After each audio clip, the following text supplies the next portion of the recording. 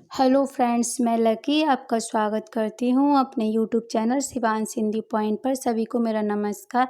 I hope आप सभी बहुत अच्छे होंगे और अपने एग्ज़ाम की तैयारी बहुत ही अच्छे ढंग से कर रहे होंगे।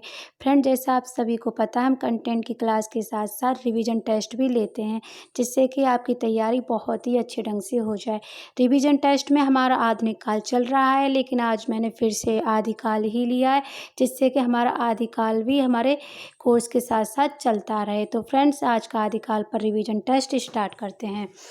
तो आज का पहला प्रश्न है, हिंदी किस साहित्य इतिहास ग्रंथ को किशोरी लाल गुप्त ने हिंदी साहित्य का प्रथम इतिहास नाम से अनुवाद करके प्रकाशित कराया?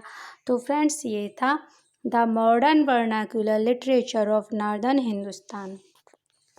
नेक्स्ट, हजारी प्रसाद द्विवेदी के हिंदी साहित्य के ग्रंथ हैं। तो फ्रेंड्स, यहाँ मैंने इनके तीनों ग्रंथों को ले लिया है।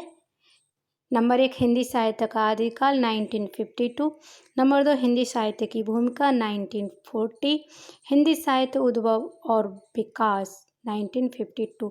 तो यहाँ फ्रेंड्स, हिंदी साहित्य का आदिकाल, हिंदी साहित्य का उद्भव और विकास दोनों को आप एक साथ याद कर सकते हो। दोनों का सन सेम है, 1952 और हिंदी साहित्य की भूमिका 1940।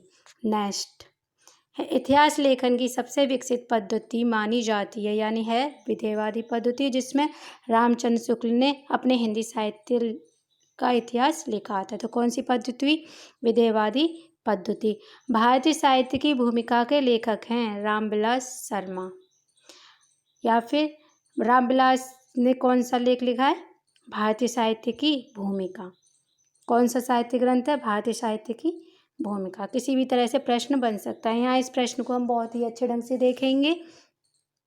मिश्रबंधु विनोद के रचयिता हैं। तो मिश्रबंधु विनोद के रचयिता हैं मिश्रबंधु। मिश्रबंधु में कौन कौन आते हैं? गणेश बिहारी, श्याम बिहारी, सुखदेव बिहारी। कौन कौन आते हैं? गणेश बिहारी, श्याम बिहारी, सुखदेव बिहारी। फिर से देख लीजिए, गणेश, श्याम, सुखदेव। गणेश, श्याम, सुखदेव। और इन्होंने कितने कवियों का इसमें विवरण दिया है? 5000 कवियों का। कितने कवियों का विवरण दिया है? 5000 कवियों का। मिश्रबंधु विनोद के 3 भाग हैं। पहला, दूसरा, तीसरे का प्रकाशन हुआ है 1913 में। कब हुआ है? 1913 में। चौथे का प्रकाशन हुआ है 1934 में। कब हुआ है? 1934 में। नेक्स्ट, हिंदी साहित्य 20वीं शताब्दी के रचयिता हैं। तो ये थे नंदू दुलारे वाजपेयी। कौन सा था इनका हिंदी साहित्य? 20वीं शताब्दी। हिंदी साहित्य 20वीं शताब्दी। कौन है रचयिता? नंदू दुलारे वाजपेयी। नेक्स्ट, हिंदी का प्रथम व्याकरण ग्रंथ लिखने वाले विद्वान हैं। तो ये थे जोशुआ केटलर। हिंदी का प्रथम व्याकरण ग्रंथ किसने लिखा? जोशुआ केटलर ने। यह कथन काफ़ी महत्वपूर्ण है। यद्यपि मैं खुद उर्दू का बड़ा पक्षपाती हूँ, लेकिन मेरे विचार में हिंदी को विभाषा या बोली कहना उचित नहीं। किसका कथन है? तो ये था गारसादा ताशी का। किसका था? गारसादा ताशी का। नेक्स्ट, आचार्य रामचंद्र शुक्ल द्वारा रचित हिंदी साहित्य का इतिहास का प्रकाशन वर्ष है। तो ये था 1929। क्या है प्रकाशन वर्ष? 1929। नेक्स्ट, हिंदी भाषा का उद्गम और विकास के लेखक हैं डॉक्टर उदय नारायण तिवारी। डॉक्टर उदय नारायण तिवारी का कौन सा ग्रंथ है? हिंदी भाषा का उद्गम और विकास। उद्गम और विकास। नेक्स्ट, प्रश्न नंबर 11, सांकेतिक अर्थ रखने के कारण इनकी वाणियों की भाषा को संध्या भाषा कहा गया। किसकी वाणियों को संध्या भाषा कहा गया? सिद्धों की वाणियों को। प्रश्न नंबर 12, आदिकाल के कवि शरहपाद की काव्य परंपरा में विकसित नाथ पंथ के हटियों का पल्लवन आगे चलकर किस कवि में हुआ? तो ये हुआ था कबीरदास में। प्रश्न नंबर 13, डॉक्टर राम कुमार शर्मा ने अपने इतिहास ग्रंथ हिंदी साहित्य का आलोचनात्मक इतिहास में हिंदी का पहला कवि किसे माना? तो इन्होंने माना स्वयंभू को। अब यहाँ से आप प्रश्न निकालेंगे।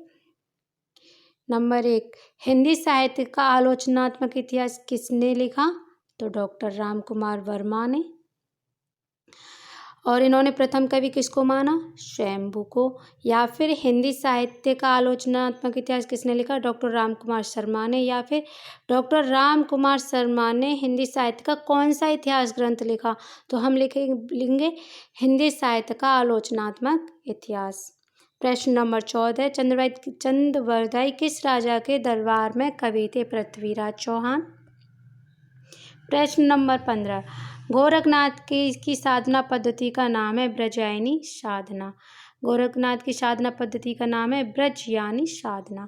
प्रश्न नंबर 16, हेमचंद का सिद्ध हेम शब्दानुशासन है, तो यह एक व्याकरण ग्रंथ।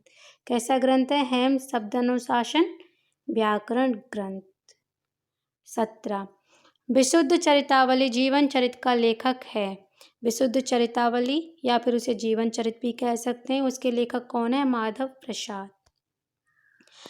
नेक्स्ट, हिंदी में किस कवि को राजशेखर की उपाधि से अलंकृत किया गया है? तो फ्रेंड्स, यहाँ मैंने विद्यापति को जितनी भी उपाधि मिली हैं सबको यहाँ ऐड कर लिया, जिससे कि और भी अगर इससे अलग प्रश्न बन जाएं तो वो भी हम आसानी से कर पाएँ। विद्यापति, राजशेखर की उपाधि किसको मिली थी? विद्यापति को। इसके साथ साथ इन्हें अभिनव जयदेव, शेखर कवि, कंठहार, नव कवि शेखर, खेलन कवि, दशावधान, पंचानन, मैथिल कोकिल आदि।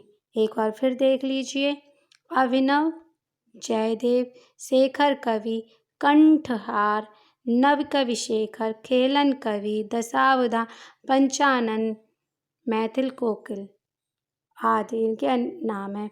तो फ्रेंड्स, यहाँ से प्रश्न बनता है। विद्यापति आदिकाल के एक महत्वपूर्ण कवि माने जाते हैं, तो प्रश्न आता ही आता है। नेक्स्ट, प्रश्न नंबर 19, रामचंद्र शुक्ल ने हिंदी का प्रथम कवि किसे माना? चंद्रवरदाई को। खुमान रासों का रचयिता कौन है? दलपति विजय। नाथ संप्रदाय में हठ योग का क्या अर्थ है? तो फ्रेंड्स, यहाँ हा का अर्थ होता है सूर्य और ठा का अर्थ होता है चंद्र, यानी हा का अर्थ सूर्य और ठा का अर्थ चंद्र, तो दोनों के योग से क्या बना? हठ। हा का अर्थ सूर्य, ठा का अर्थ चंद्र, दोनों का योग होता है हठ। भला हुआ जो मारिया वाइन मारा कांत पंक्ति के रचनाकार कौन है? हेमचंद। प्रश्न नंबर 23, जाति ओछा पाति ओछा ओछा जन्म हमार किसने कहा? ये कहा था रैदास ने। जाति ओछा पाति ओछा ओछा जन्म हमार किसने कहा? रैदास। प्रश्न नंबर 24, सिद्धों और योगियों की रचनाओं का जीवन की स्वाभाविक अनुभूतियों दशा में से कोई संबंध नहीं है अतः वे शुद्ध साहित्य के अंतर्गत नहीं आती। यह विचार किसका है? तो यह विचार है आचार्य रामचंद्र शुक्ल का। नेक्स्ट, सखी पिया को जो मैं ना देखूं तो कैसे काटूं अंधेरी रतियां किसकी पंक्ति हैं? ये है अमीर खुसरो। सखी पिया को जो मैं ना देखूं तो कैसे काटूं अंधेरी रतियां, अमीर खुसरो। सहजायन के प्रवर्तक सरप्पा। माधव हम पर नाम निराशा, यह काव्य पंक्ति है विद्यापति की। किसकी है? विद्यापति। बोधगान ओ दूहा का संपादन किसने किया?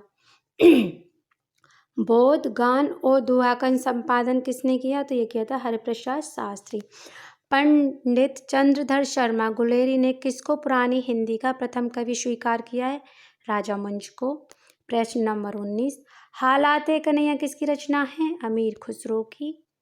प्रश्न नंबर 30, जय मयंक जस चंद्रिका के रचयिता कौन है? मधुकर कवि।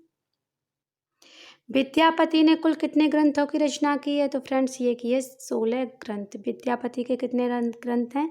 16 ग्रंथ, जिसमें कुछ मैथिली भाषा में, कुछ अवट में, कुछ संस्कृत में है। प्रश्न नंबर 32, अपभ्रंश का वाल्मीकि कहा जाता है? तो फ्रेंड्स, ये कहा था स्वयंभू को। अपभ्रंश का वाल्मीकि स्वयंभू को कहा जाता है और भवभूति कहा जाता है पुष्यदंत को। नेक्स्ट, उक्ति व्यक्ति प्रकरण किस प्रकार का ग्रंथ है? तो ये है व्याकरण ग्रंथ। प्रश्न नंबर 34, उपदेश रसायन के रचयिता कौन है? जिनदत्त सूरी। प्रश्न नंबर 35, पुरुष परीक्षक किस कवि की रचना है? विद्यापति की। इनकी अन्य रचनाओं को भी देख लेते हैं। शैव सर्वस्व सार, गंगा वाक्यावली, विभाग सार, लिखनावली। कीर्तिलता, कीर्ति पताका, पदावली भी इनकी ही रचनाएं हैं। प्रश्न नंबर 36, ज्योतिषो ठाकुर का ग्रंथ है, तो ये ग्रंथ है वर्ण रत्नाकर।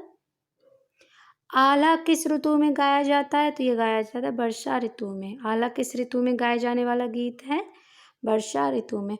पुष्पदंत किस शताब्दी के कवि थे, तो फ्रेंड्स ये थे 10वीं शताब्दी। पुष्पदंत किस शताब्दी के कवि थे, 10वीं शताब्दी। दोहा कोश किसकी रचना है, तो फ्रेंड्स सरहप्पा। दोहा के कोश किसकी रचना है, सरहप्पा। राहुल शंकरतायन ने हिंदी साहित्य का पहला कवि किसे माना है, सरहप्पा को। रासो शब्द की उत्पत्ति रसायन से किसने मानी है, तो ये मानी है रामचंद्र शुक्ल ने। रासो शब्द की उत्पत्ति रसायन से रामचंद्र शुक्ल ने। तो फ्रेंड्स ये थी आज की हमारी क्लास आदिकाल पर, जो एक टेस्ट मैं संडे को ले चुकी हूँ। आज ये दूसरा रिवीजन टेस्ट था, वो भी मैंने वन लाइनर किया है, जिससे कि आपका टाइम वेस्ट ना हो।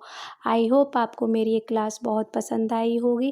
अगर आपको मेरी ये क्लास पसंद आई हो तो लाइक करें, शेयर करें, चैनल को सब्सक्राइब जरूर करें और जुड़े रहें शिवांश हिंदी पॉइंट से, जहां हम कंटेंट के साथ साथ रिवीजन भी कराते हैं। तो फ्रेंड्स वीडियो देखने के लिए धन्यवाद।